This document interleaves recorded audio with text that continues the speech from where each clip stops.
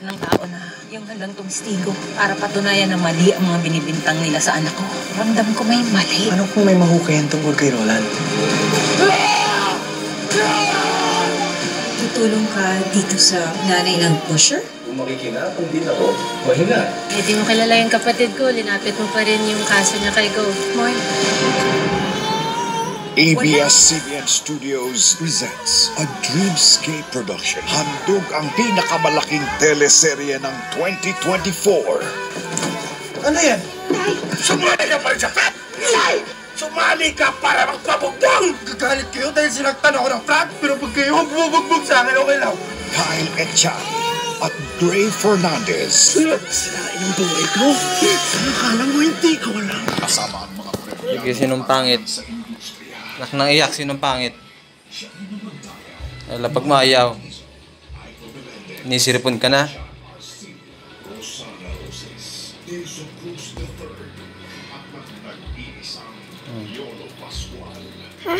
Umiyak, pangit. Oh. 6:48 na. Oh, pag umiyak, pangit. Sige, oh.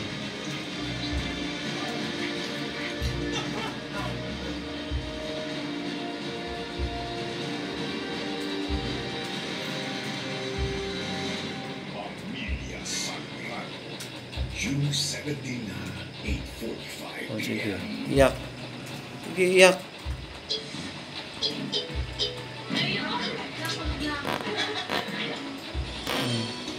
Sige, nakikita mo sarili mo naiyak ko. Pangit. Naiyak.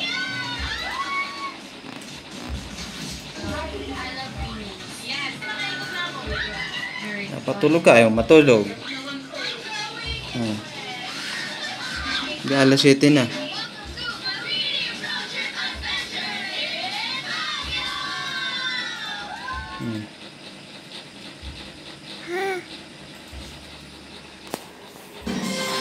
Isang ka naman na. Ano pang gusto? Person of interest na ang Pasay City Police kaugnay ng isang pasahero na hinonda ng rider ng isang motorcycle taxi company.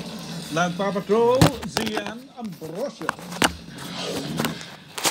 Sa madilim na bahagi ito ng EDSA Pasay, ibinaba umano ng rider ng motorcycle taxi ang pasahero niyang 23 taong gulang na call center agent.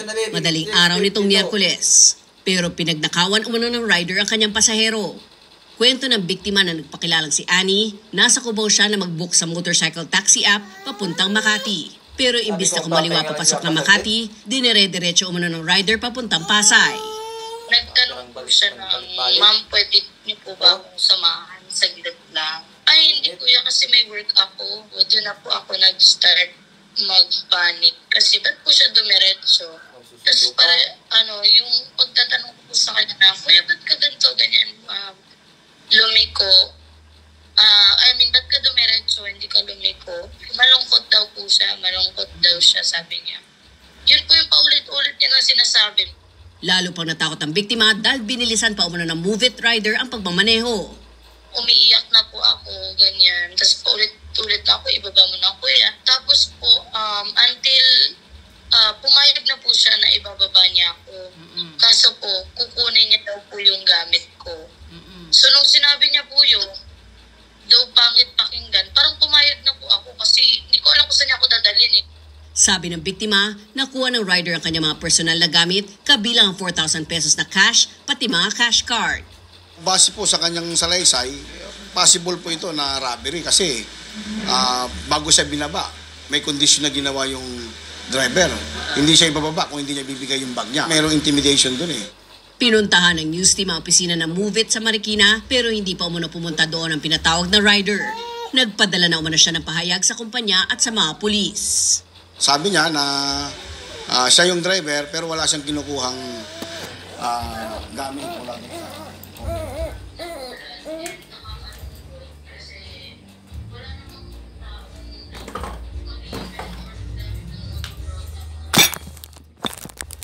Umiyak, pangit.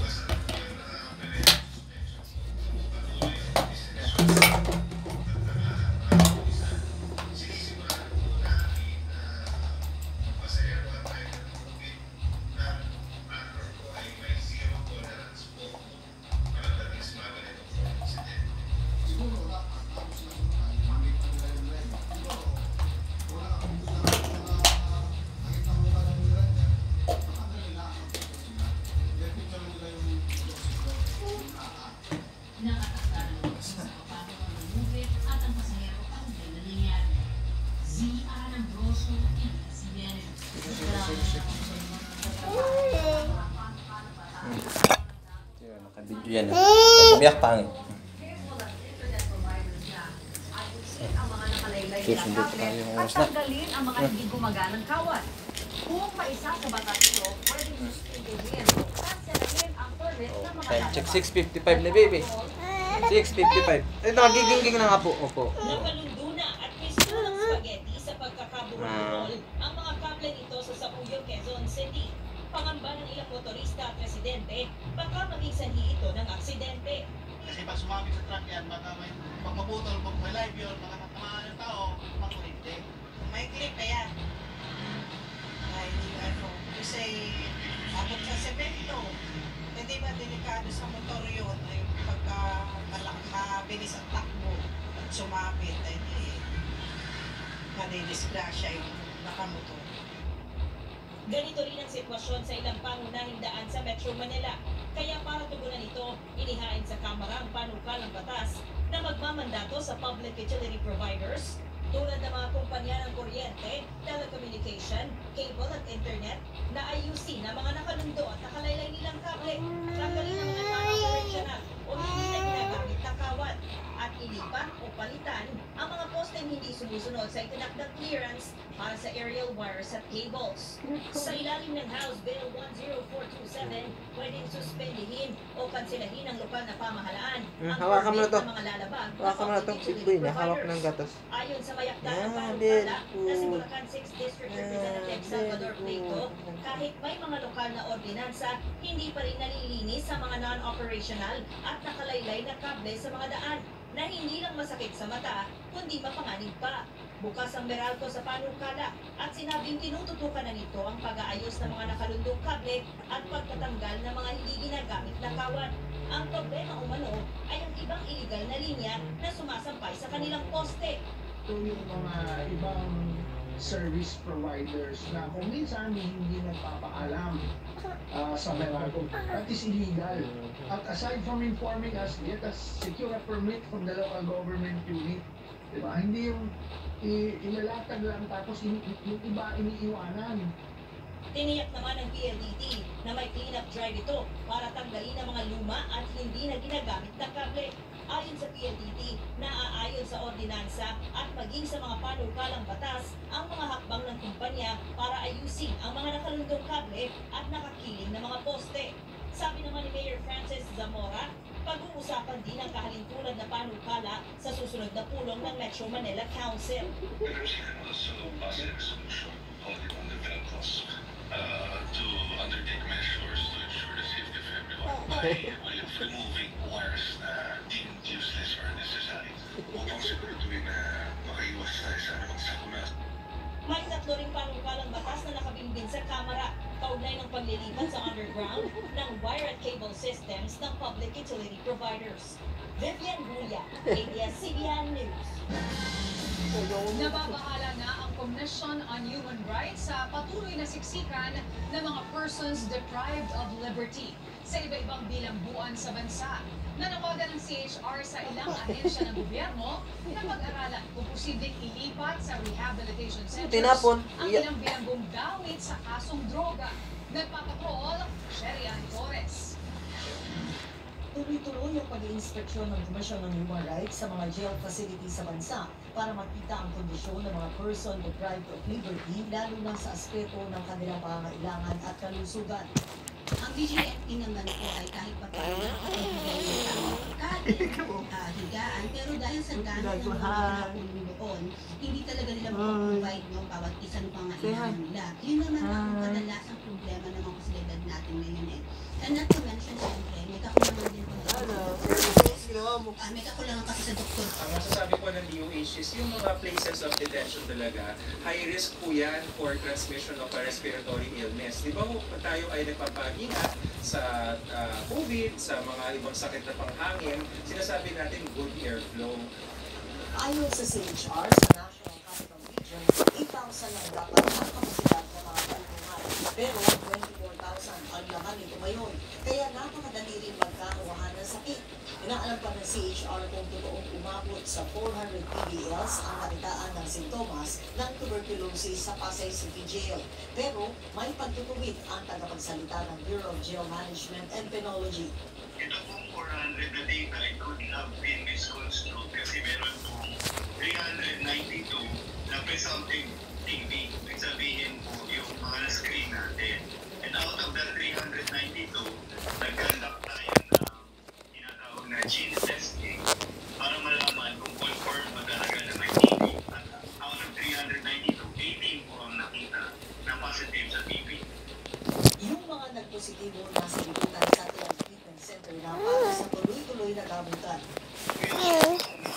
At wala pong naging cognitive transmission ng tuberculosis. Ayun po ay positive sa aming medical experts. Ay fact na tayo naiiwan nga po yung positive. At once naman daw po na nag-start na ng gamutan, hindi naman po nakakahawa. Aminado ang CHR kulang ang budget ng JMP para magiging ang jail facilities kung susuriin ang gobyerno ang mga drug-related cases at iparehabilitate ang drug use.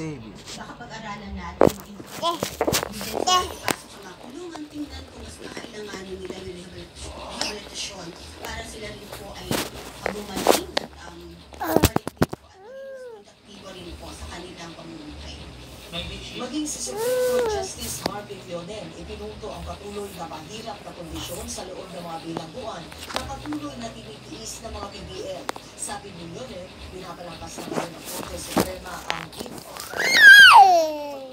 sa karapatan ng mga PBL para sa maayos na pamumuhay, at proteksyon laban sa karahasan. ABS-CBN.